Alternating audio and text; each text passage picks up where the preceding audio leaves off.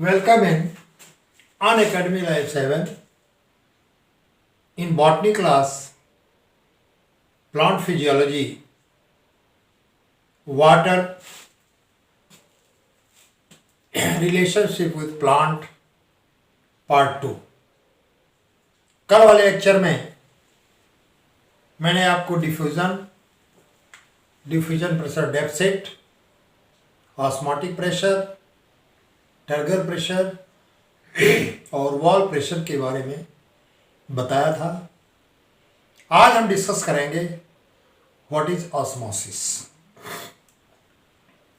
यदि दो solution different concentration के अगर किसी सेमी परमेएबल मेम्ब्रेन से अलग करके रख दिया जाए तो वाटर और solvent molecule moves from lower concentration towards higher concentration. This process, this event is known as osmosis. जैसे किशमिश है, किशमिश सूखा है, किशमिश की मेम्ब्रेन सेमी परमेएबल है, उसको वाटर में हम डिप कर देते हैं तो water molecule moves inside the seed, fruit of kismis through semi-permeable membrane, through cell membrane. That process is called as osmosis. यहाँ definition मैंने लिख दिया है।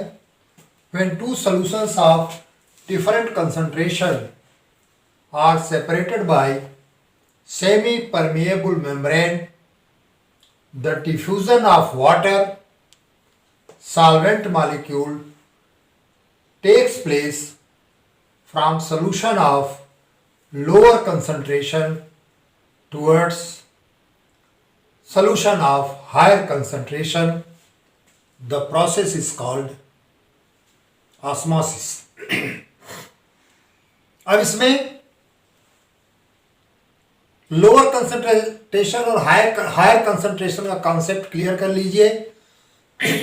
जैसे हमने एक वेसल में 1 लीटर पानी और 100 ग्राम शुगर घोला, एक में 1 लीटर पानी और 250 ग्राम शुगर घोला तो कंसंट्रेशन 250 वाले का ज्यादा हो गया। यदि दोनों सॉल्यूशन को हम सेमी परमेएबल मेम्ब्रेन से सेपरेट करके रख दें तो जो 100 ग्राम का जिसमें आपने डिसॉल्व किया है शुगर, उसका कंसंट्रेशन लोअर है तो water molecule moves from lower concentration solution towards higher concentration. This process is known as osmosis. Now, osmosis is of two types, endosmosis and exosmosis. Endosmosis में जब water solution enters or diffuses inside the cell sac, that is known as endosmosis. जैसे किशमिश लिया, किशमिश को पानी में मैंने डाल दिया और पानी में डालने के बाद किशमिश फूल जाता है।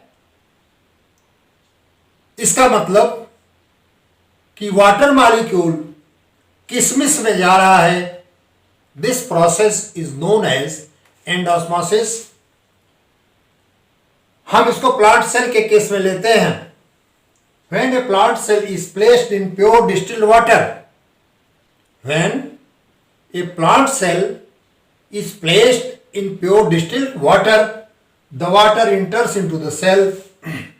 This is known as endosmosis.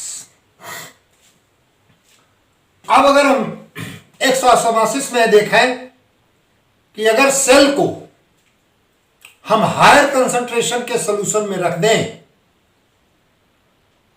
तो अपोजिट क्रिया होगी।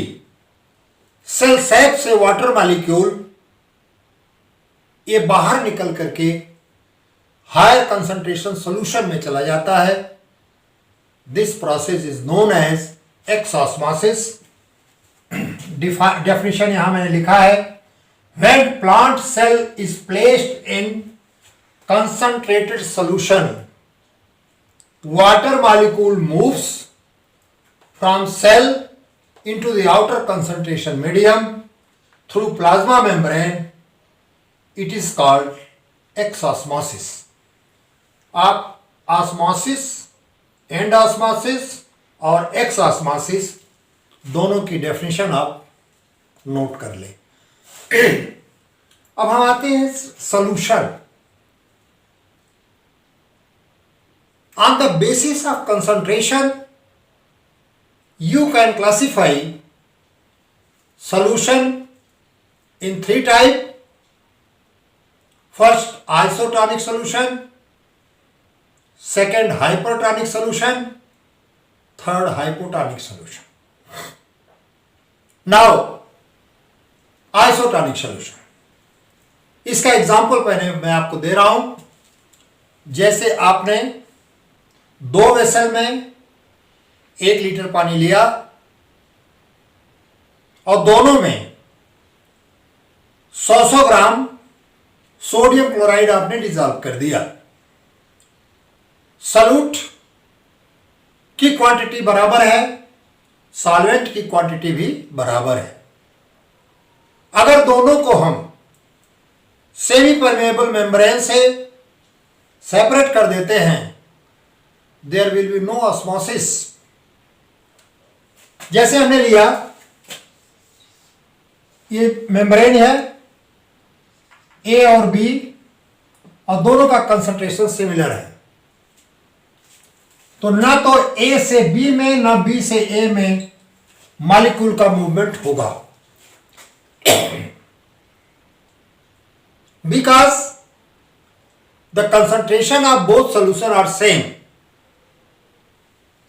यहां मैंने लिखा है isotonic solution, solution of similar concentration such that neither gain nor loss of water by osmosis when separated by semi permeable membrane. दूसरा मैंने लिया hypertonic solution, solution of higher concentration.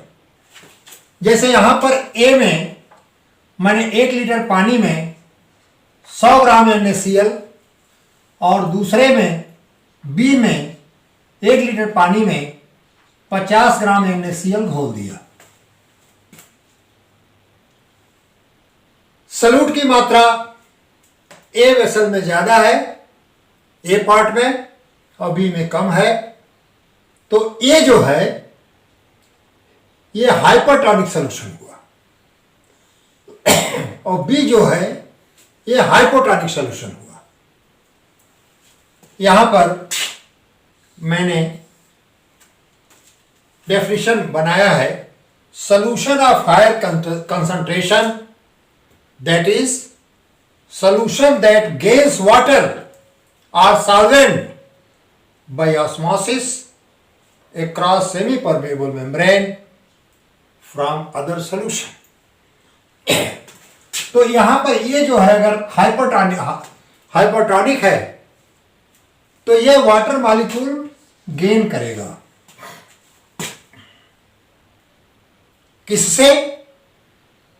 Either by pure solvent of water or from hypotonic solution.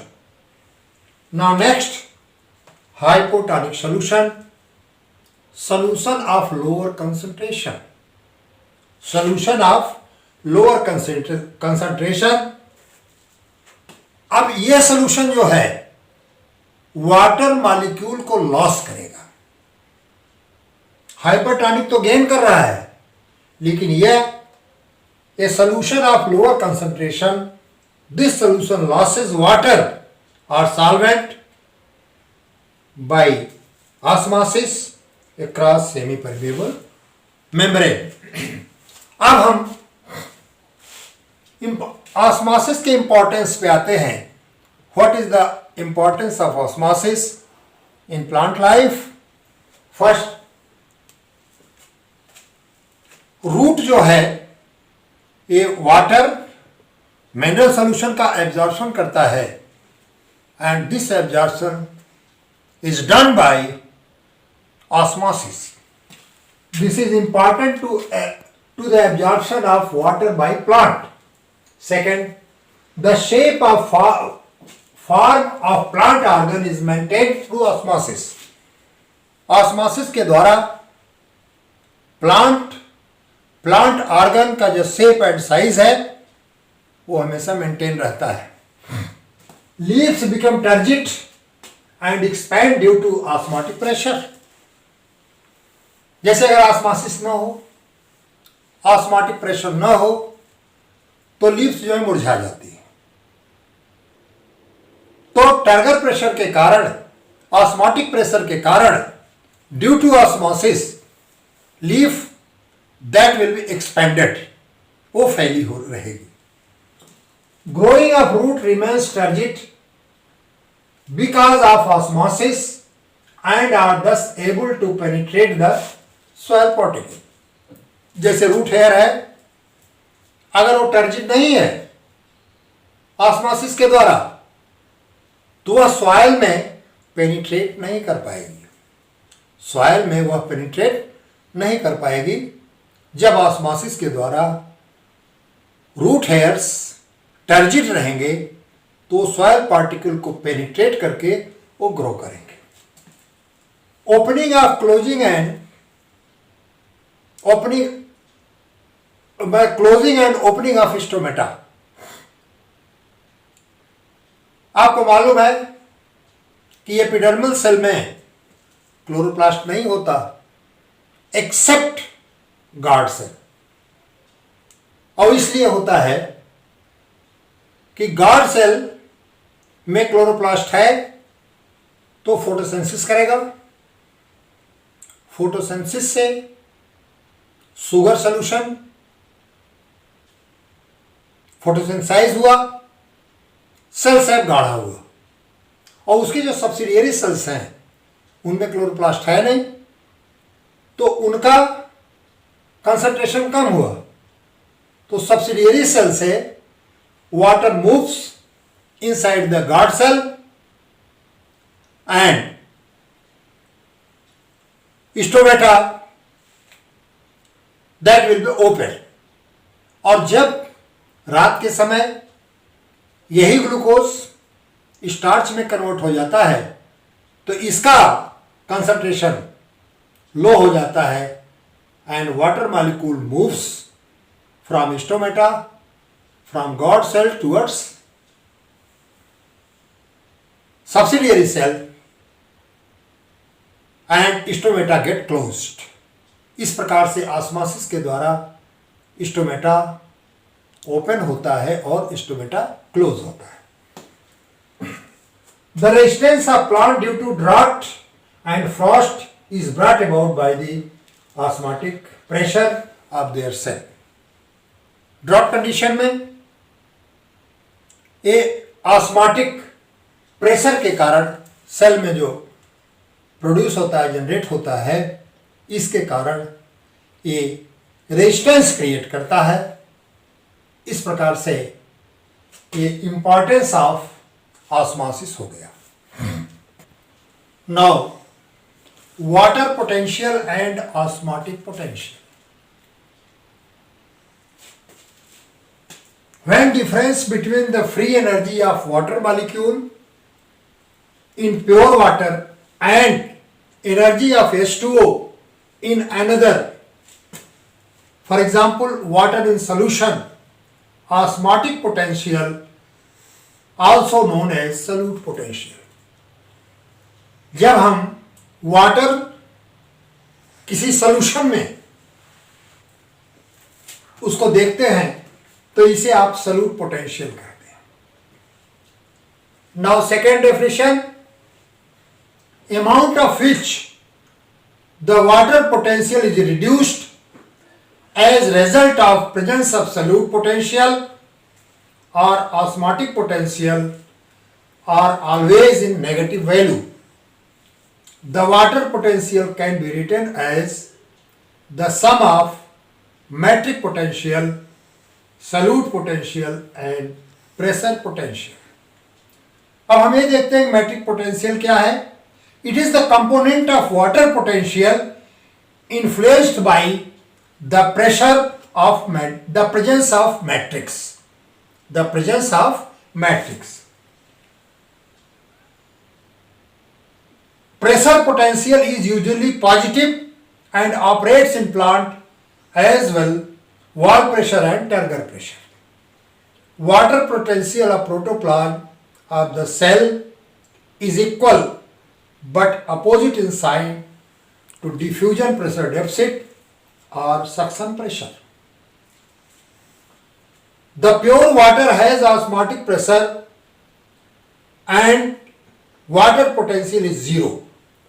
Pure water का water potential जो होता है ये zero होता है.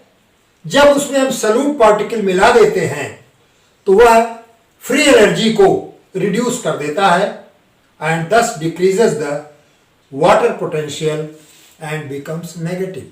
इस प्रकार से ये पोटेंशियल है, वाटर पोटेंशियल, ऑस्मोटिक पोटेंशियल. अब हम लेते हैं परमिएबिलिटी. आपने permeable membrane, semi permeable membrane, selective permeability या परमिएबल मेम्ब्रेन और डिफरेंशियली परमिएबल मेम्ब्रेन का नाम जानते हैं. तो परमिएबिलिटी कहते हैं the membrane which allows the entry और outgoing of the substance, certain substance.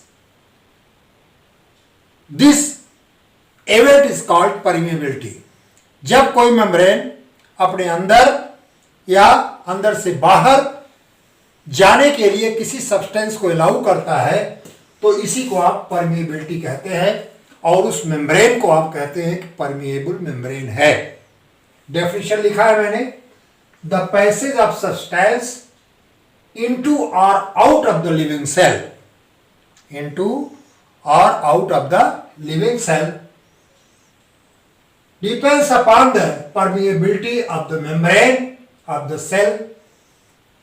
A membrane which allows both water as well as solute particle to pass through it called permeable. जैसे कोई मेम्ब्रेन है या cell membrane है. अब यह cell membrane अपने अंदर या सेल के बाहर जब सब्सटेंस को आने जाने के लिए अलाउ करता है तो आप कहते हैं कि ये परमेएबल है. अब ये परमेएबिलिटी वाटर मॉलिक्यूल के लिए भी होगा और सॉल्यूट मॉलिक्यूल के लिए भी होगा. This property is known as permeability and membrane is known as permeable membrane. कहने का मतलब कि जब कोई मेम्ब्रेन, जैसे हम सेल मेम्ब्रेन लेते हैं, एक्सटर्नल इन्वायरमेंट से, जैसे वाटर मॉलिक्यूल रखा हुआ है, सॉल्यूशन रखा हुआ है, उससे सॉल्यूट मॉलिक्यूल वाटर मॉलिक्यूल को अपने अंदर आने के लिए एंट्री देता है, अलाउ करता है, या अपने सेल सैप से बाहर जाने के लिए, एक्सटर्नल एनवायरनमेंट में जाने के लिए जब वो वाटर मॉलिक्यूल या सॉल्यूट मॉलिक्यूल को अलाउ करता है, ये दोनों जो ट्रांसफरेंस है इसको आप परमिएबिलिटी कहते हैं. और यहाँ पर आपका सेल मेम्ब्रेन जो है ये कहलाएगा परमिएबल. अब मैंने आपको बताया कि सेमी परमिएबल, डिफरेंशियली परमिएबल, जिसको कि हम सेलेक्टिव परमिएबल मेम्ब्रेन भी कहते हैं. अब हम देखें कि सेमी परमिएबल क्या है और डिफरेंशियली परमिएबल क्या है. सेमी परमिएबल कुछ मेम्ब्रेन ऐसी होती हैं जो कुछ सब्सटेंस के लिए इम्परमिएबल होती हैं, जो कुछ सब्सटेंस के लिए इम्परमिएबल होती हैं, ऐसी मेम्ब्रेन को आप सेमी परमिएबल मेम्ब्रेन कहते हैं। इंग्लिश में लिखा हुआ है some membranes are impermeable to some substance, they are known as semi permeable membrane. कुछ को तो जाने देगी और कुछ को रोक देती है, उसके लिए इम्परमिएबल हो जाती है, तो इसे हम सेमी परमिएबल, हिंदी में आपने सुना है इसे अर्धपारगम्य झिल्ली कहते हैं। अर्धपारगम्य झिल्ली, अर्धपारगम्य, इसे अर्धपारगम्य झिल्ली कहा जाता है। अब हम दूसरा लेते हैं डिफरेंशियली परमिएबल। इस प्रकार की मेम्ब्रेन कुछ सेलेक्टिव सब्सटेंस, चुने हुए सब्सटेंस को ही अपने से आर पार अंदर बाहर आने जाने देती है, इसलिए इसको सेलेक्टिव परमिएबल मेम्ब्रेन कहते हैं या डिफरेंशियली परमिएबल मेम्ब्रेन कहा जाता है। Certain membranes allow pass only some selective substance and are known as selectively permeable or differentially permeable। एक चीज आप जान लीजिए, जो प्लांट सेल है mostly they are selectively permeable, ये कुछ ही को अपने सेल साइप के अंदर जाने देती हैं। तो all the plant cells they are selectively permeable और डिफरेंशियली परमिएबल। अब हम लेते हैं फैक्टर्स अफेक्टिंग परमिएबिलिटी। पारगम्यता को कौन सा फैक्टर प्रभावित करता है? फर्स्ट है परमिएबल मेम्ब्रेन में उसकी जो पोर की साइज है और उसकी जो थिकनेस है, ये सबसे बड़ा काज है, सबसे बड़ा फैक्टर है जो परमिएबिलिटी को अफेक्ट करता है, प्रभावित करता है। The permeability depends upon the porosity and thickness. दूसरा है जो हमारा एक्सटर्नल सॉल्यूशन है, यह पर उसके कंपोजिशन पर भी हमारी परमिएबिलिटी जो है ये प्रभावित होती है। थर्ड है high temperature and presence of toxic substances and materials in the external solution increases permeability। अगर मान लीजिए सेल के बाहर कोई टॉक्सिक सब्सटेंस है, पॉइजनस सब्सटेंस है, टेम्परेचर हाई हो गया, that will increase the permeability of permeable membrane। अगर कोई टॉक्सिक सब्सटेंस आ गया तो हमेशा टॉक्सिक सब्सटेंस, पॉइजन वगैरह, ये मेम्ब्रेन की परमिएबिलिटी को इंक्रीज कर देता है। Now permeability of cell membrane is increased with high doses of radiation, heat and extensive pH change. अगर रेडिएशन है और पीएच बहुत ज्यादा चेंज हो रहा है, उस समय भी परमिएबिलिटी जो है ये इंक्रीज हो जाती है। जैसे कोई इंजरी हो गई प्लांट में, that will also increase the permeability. इस प्रकार से मैंने आज सॉल्यूशन के बारे में बताया, ऑस्मोसिस के बारे में बताया। सॉल्यूशन में on the basis of concentration, isotonic solution, hypertonic solution, hypotonic solution. Osmosis में एंड ऑस्मोसिस, एक्स ऑस्मोसिस।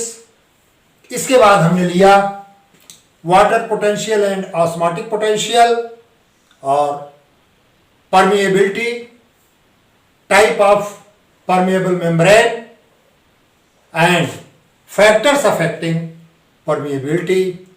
इस प्रकार से हमारे फिजियोलॉजी के